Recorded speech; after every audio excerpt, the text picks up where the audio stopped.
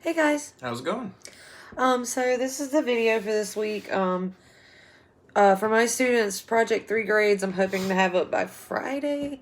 Don't hold your breath on that, but that's what I'm hoping to have done this week is Project 3 grades. Yeah, I'm thinking not Friday. So next week, look for him. So this video is mainly to introduce you guys to the very last assignment for this course. So we're finally in that last stretch. We got one more thing to do. Well, it's kind of two things, but we have one more thing to do and then we're done. Yay. First, I've moved the deadline back for this a little bit since our deadlines have been moved back as far as when we have to get grades in. I've given you guys some extra time. So the due date on this isn't until May 6th, so you got a little less than a month, about 3 weeks to work on it. And it's really not a difficult assignment at all, so please don't stress out about it. We're just gonna introduce it to you guys today. As always, a sample, paper and a mock grade will be coming sometime soon, maybe later this week, but more than likely that'll be a next week thing. We just wanted to make this today to introduce the last project and give you guys some tips on how you might go about accomplishing the project. But again, not hard at all. Yeah, we've really taken this down, Yeah. To make it a lot easier for you. And in case anybody is wondering, I'm not drinking anything wrong. It's a Yoo-hoo. We drink a lot of Yoo-hoo. Okay, so essentially the first part of this project is you'll be making a major revision to one of the previous projects that you wrote for this class. So you get to pick which project you revise. It doesn't matter to us.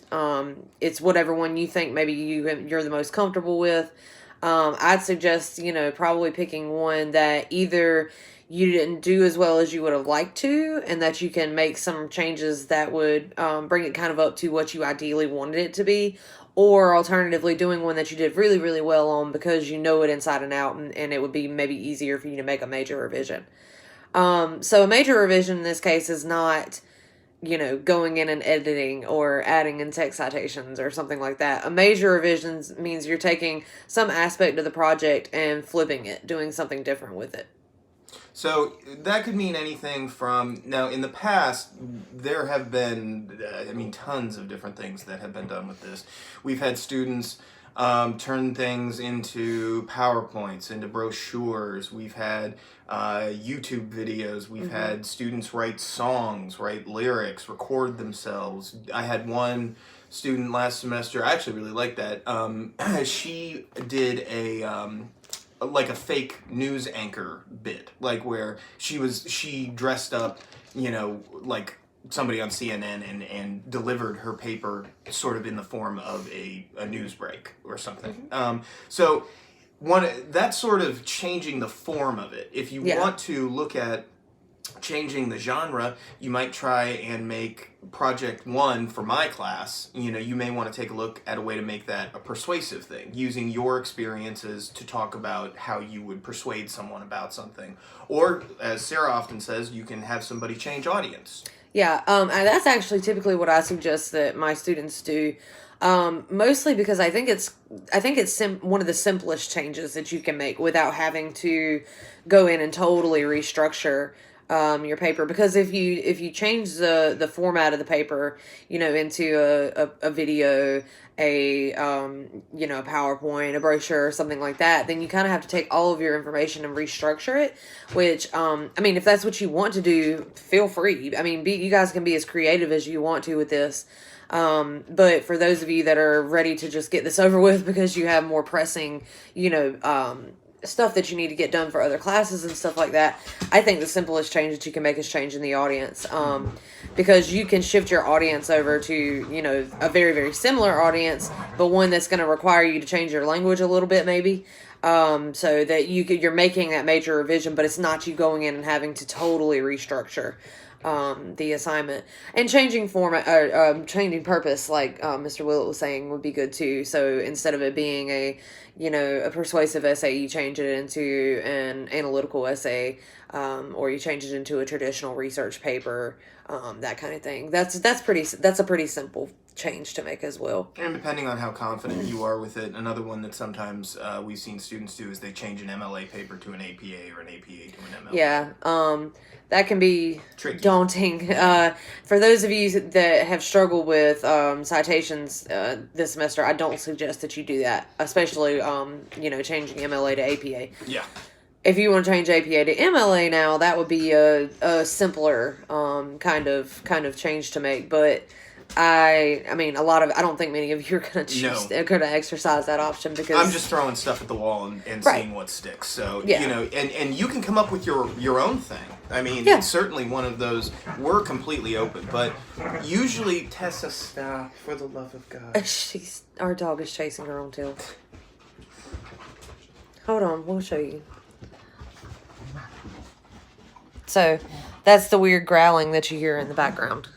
Is the dog being crazy, as always. So, anyway, but yeah, like Sarah said, we're going to do a mock grade. We will post, I'll post a couple of different examples because I'll do the same thing. There's all sorts of interesting things you can do. I've even had students in the past take a look at, if anybody is interested, you can email me or look them up. One is called an infographic. You've probably seen them all over campus and not even realized it. Well, and you probably have been seeing them around because of COVID. If you go to the grocery store, those things that are showing you the person and it's like, giving you an example of what 6 feet looks like. Think of it as kind of like a cartoon mixed with a PowerPoint. Yes. It's just something that is a visual representation of information that makes it easily accessible. It makes it so that you can figure out what this is trying to tell you very quickly. But yeah, and I'm trying to think. The word cloud thing wouldn't really work for this. Mm-mm. It's not enough. But anyway, so if you're more of a visual person or more of an auditory person, feel free to lean in that direction. As you can see, we're certainly not experts on getting in front of the camera on YouTube or anything, but this is not difficult, and it does not have to be high tech, high quality. No. And obviously don't collect a cast of thousands because of social distancing. But if you're bored and you're at home with your siblings or something like that, and you want to do like a news type show or you want to act out something, feel free. I had a student once, this is something that maybe you guys could accomplish. I had a student once who turned his project 1, which was sort of about discrimination, I guess is the best word I could use there, into a podcast where he sat down with, and this was a white male student that wrote this paper, and he sat down with a couple of friends of his. It was a black man that he sat down with, and then I think a white woman, or she might have been a woman of color. I can't remember. But anyway, they just kind of had if you've listened to a podcast, they just kind of had a candid, open conversation about discrimination in the United States, which was pretty cool.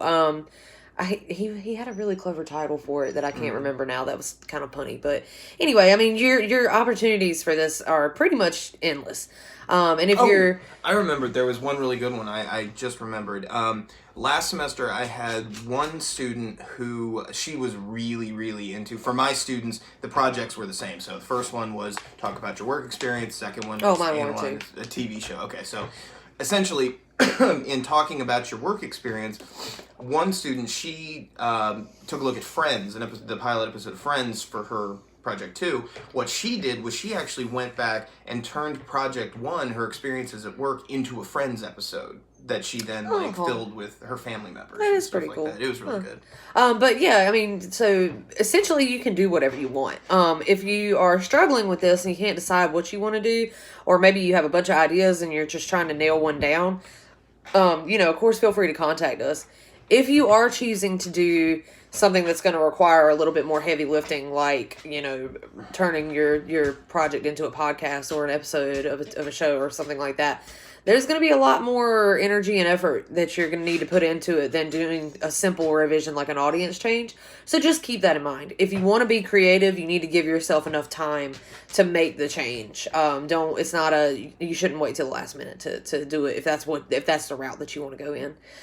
So that's our advice on that. And again, just contact us if you're having issues.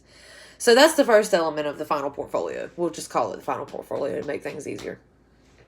The second element is called the self-analytical letter. So essentially, all you're doing in this letter, it's 2 to 3 pages, not super long. All you're doing in this letter is telling us, so for my kids, I'll be your audience, that you're writing this letter to me, and for Mr. Willett's kids, you're writing a letter to him. So you're telling us... Finally. you're telling us, number one, what revision you made and how you went about doing it. So, it's just an explanation. Introduction note would be, I chose to revise project 2, and I changed my purpose of the paper from a rhetorical analysis into a research paper on this artist rather than it being about the analysis of the video. And so then you would tell me how you went about doing that. What did you have to do to accomplish this change? That's what I want to know. The next part of the letter is going to be how you as a writer have grown in this class. So, where did you start out coming into class? Where did you stand with English, with writing, with that kind of thing? And you can feel free to tell me things that you've learned about during the semester and that kind of thing. But keep in mind that this assignment is called a self-analytical letter. So you don't need to be talking about whether or not you enjoyed the class. You don't need to be talking about whether or not I was an effective instructor. You don't need to be talking about whether or not you enjoyed the assignments. The letter is 100% about your own writing and you telling me how your writing has changed throughout the course of the semester, what you've learned, how you've grown. Maybe you haven't grown. You can be honest. You're not going to hurt my feelings. Trust me, I'm too mean to get my feelings hurt. But it's about you. It's not about the course. It's not about the assignments in the course. It's not about East Carolina. It's not about me. It's about you as a writer and what you've done to advance yourself as a student and a writer. One thing I would suggest is, I would not make this in any way a significant part of the paper for either class, because I can go ahead and speak for Sarah on this one, I'm confident. If you feel like that the current situation has affected your ability to effectively execute the material, or that you're really a person that thrives on, that one-on-one interaction, face-to-face instruction, then feel free to mention that. Yeah, briefly. absolutely. And you can make that a part of it, but it should not be I think it should not be a COVID-19 paper. No, it should not. You can say, because I am a student who learns better in a face-to-face setting, I don't feel like I grew as much of a writer as I could have had the situation not been in place. But that's basically all you need to say. You don't need to go into some rant about East Carolina not handling the transition properly, or about us not handling the transition properly, or anything like that. Pretty good, yeah, I think we've done a pretty good job too. But it's like I said, the title of the assignment is self-analytical. It's not about the course. It's not about the assignments. It's not about the university. It's not about your instructors. It's about you and your writing.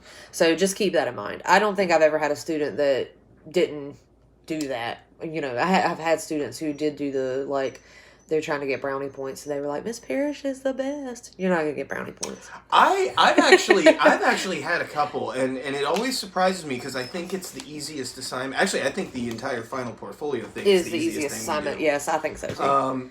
But you would not. I've probably had half a dozen over the years that have just completely either.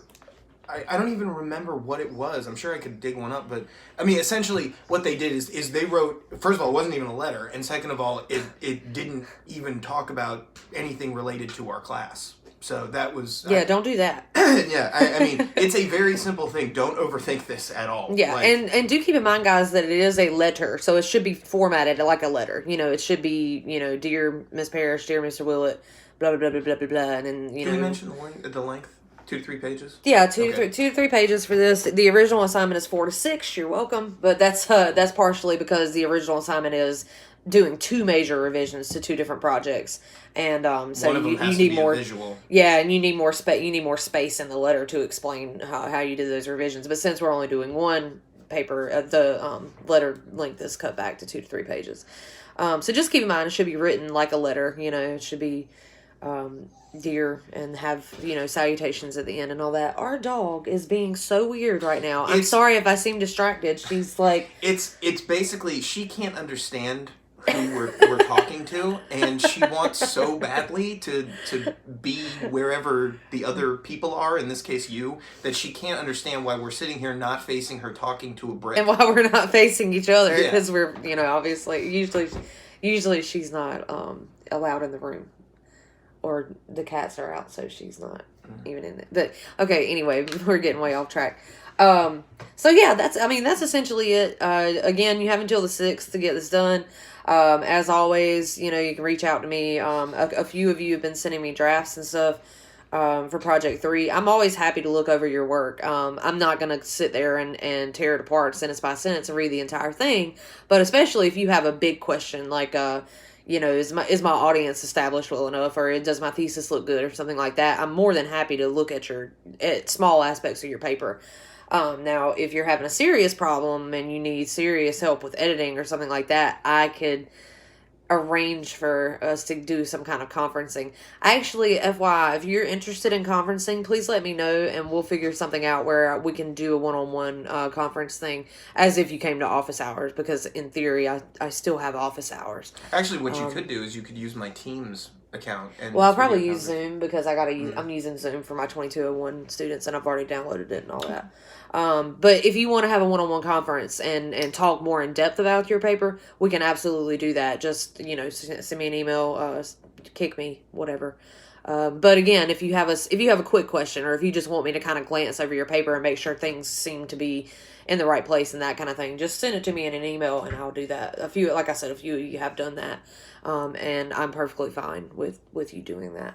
So, yeah, but anyway, like I said, maybe later in the week, but probably more like next week, we'll put up a video with, probably do a mock grade first, and then we can do some samples. Yeah, we'll put up some samples after that. But yeah, please don't stress about this, guys. This is not a difficult assignment. It's not going to be graded harshly. You know how I am. I have my little check boxes. If you do this and you do this and you do this, you're good. So, you know, essentially, if you do a major revision, you're good as far as the portfolio goes. And then if you actually write this letter about your revision and your own growth as a writer, you're good as the letter goes. So that's essentially it. And formatting. Yeah. Formatting, of course.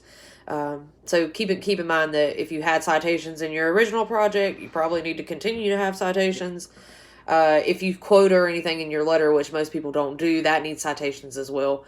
But my advice would just be to avoid quoting in your letter so you don't have to worry about it. But that's pretty much it. Yeah.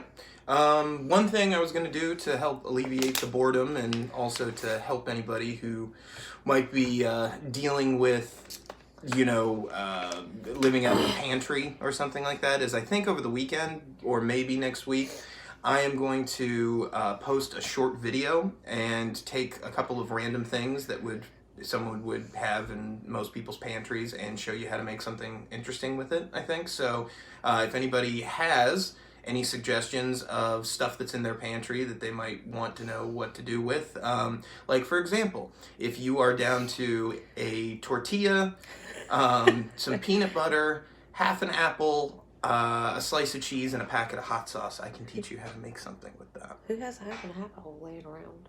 My mother.